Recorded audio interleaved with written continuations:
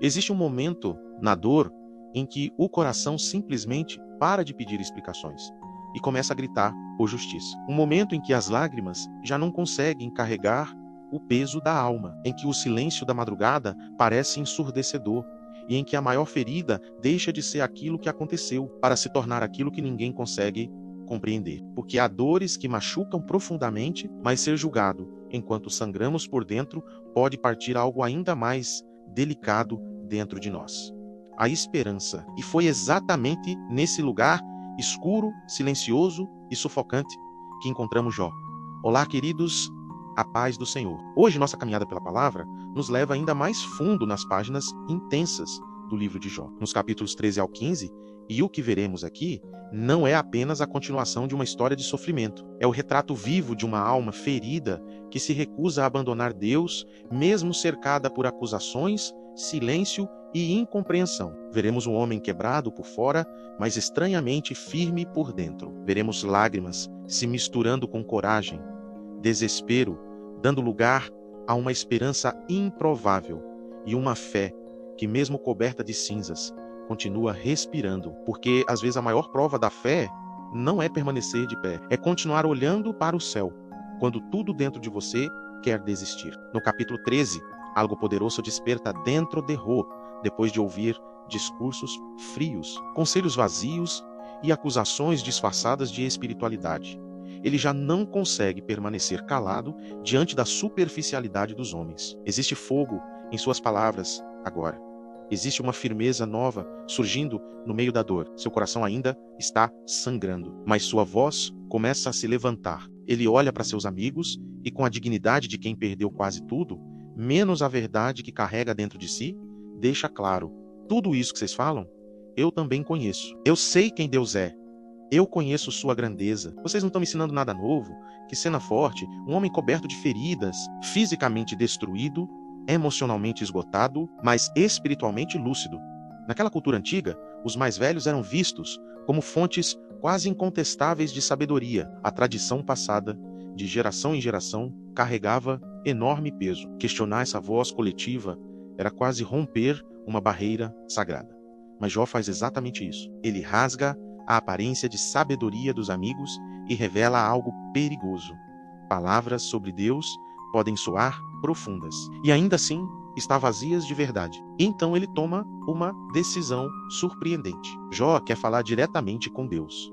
Não quer mais ouvir homens, não quer mais conselhos, não quer mais interpretações humanas tentando explicar seu sofrimento. Ele quer apresentar sua causa diante do Senhor. Perceba a profundidade disso.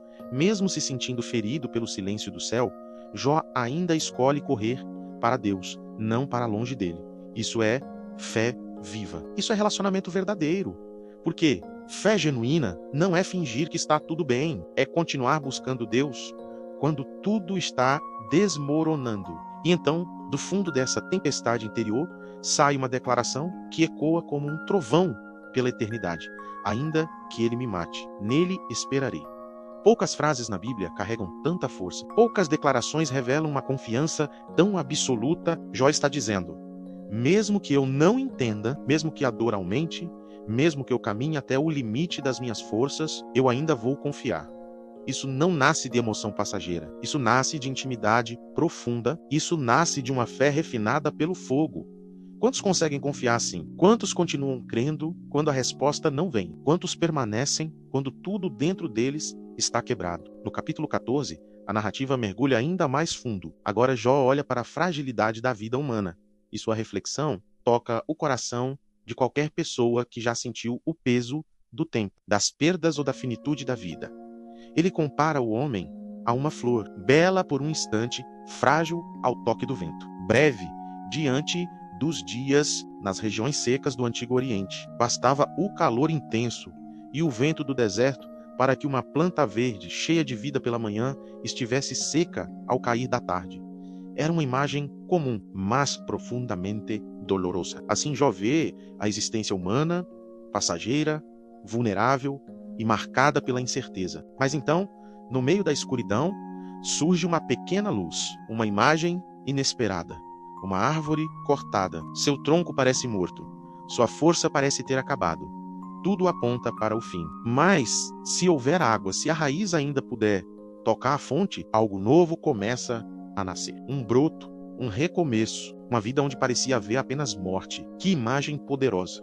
Porque quantas vezes nossa história parece exatamente assim, cortada, interrompida, sem futuro, sem força. Mas Deus é especialista em tocar raízes secas com águas de vida. Aquilo que parecia encerrado pode florescer de novo. Aquilo que parecia perdido pode ser restaurado. Aquilo que parecia morto pode voltar a viver. Então Jó faz uma pergunta que atravessa séculos e toca a alma humana.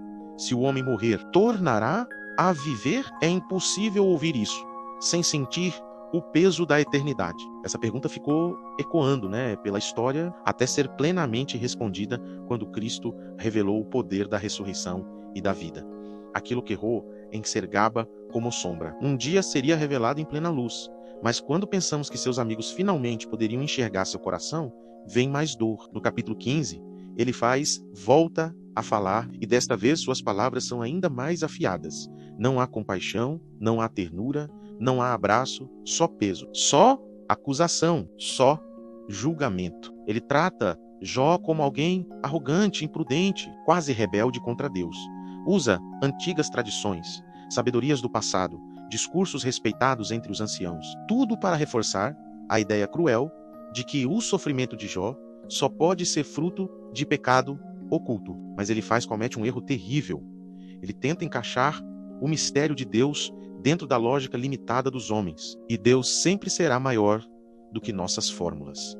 Nem toda dor é castigo, nem toda perda é punição, nem toda noite escura é sinal de abandono. Às vezes existe um propósito invisível sendo construído em silêncio. Às vezes Deus está operando justamente no lugar onde achamos que ele se calou.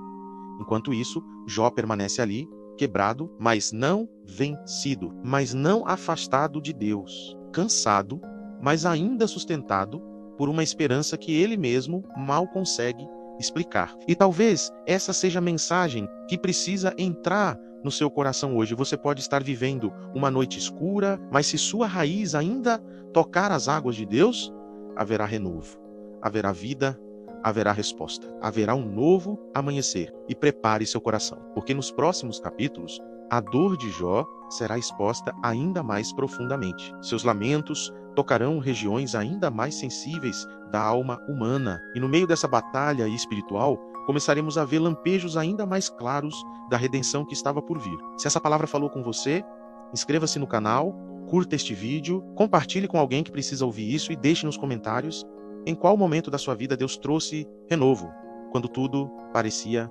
acabado. Que Deus abençoe a sua vida e até o próximo vídeo.